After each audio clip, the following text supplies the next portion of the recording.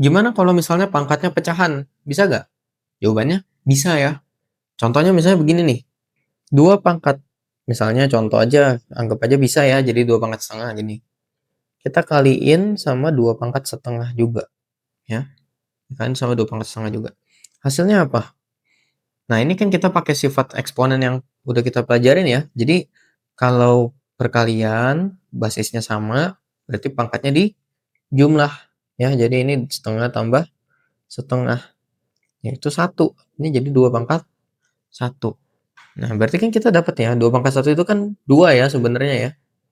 Jadi ini kan pertanyaannya, angka berapa yang kalau dikaliin sama dirinya sendiri, hasilnya 2 gitu. Angka berapa yang kalau dikaliin sama dirinya sendiri hasilnya 2.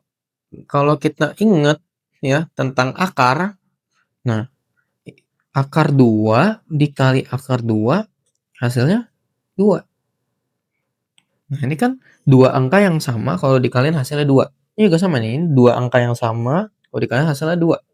Berarti 2 pangkat setengah itu sebenarnya adalah akar 2. Nah, jadi 2 pangkat setengah itu sama aja dengan akar 2. Nah, akar ini kalau kita ingat, akar ini tuh sebetulnya ada angka 2 di depannya. Jadi sebenarnya ini akar kuadrat.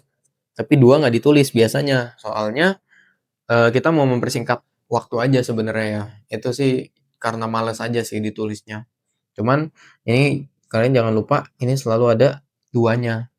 2 ini dari mana? 2 ini tuh sebetulnya adalah penyebutnya ya. Jadi misalnya contoh, aku punya 3 pangkat 2/3. Nah, ini biar jelas, aku coba bikin jadi 2/3 gini ya. Nah, ini artinya apa? Artinya, kamu bikin akar, oke, jadi kalau pecahan tuh pasti ada akarnya. 3-nya di dalam. Nah, sekarang kita lihat pecahannya. Yang atas, 2 itu bakal jadi di dalam. Itu bakal jadi dipangkatin si pangkat si 3-nya. Gitu ya. Sedangkan penyebutnya yang bawah, 3 ini, itu bakal jadi akarnya. Jadi jawabannya 3/2/3 itu apa? Berarti akar pangkat 3 dari 3 kuadrat. Ya. Contoh lain misalnya 5/4/3. Ini berarti jadi akar pangkat 3, ya kenapa 3? Soalnya penyebutnya 3. Ya. Dari 5 dipangkatin sama penyebutnya. Penyebutnya 4. 4 gitu.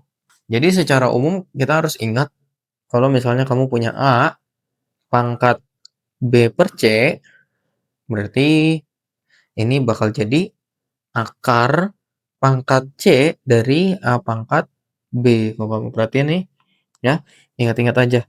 Penyebutnya bakal jadi di luar, ya, penyebut di luar, pembilangnya bakal jadi di dalam. Gitu. Oke?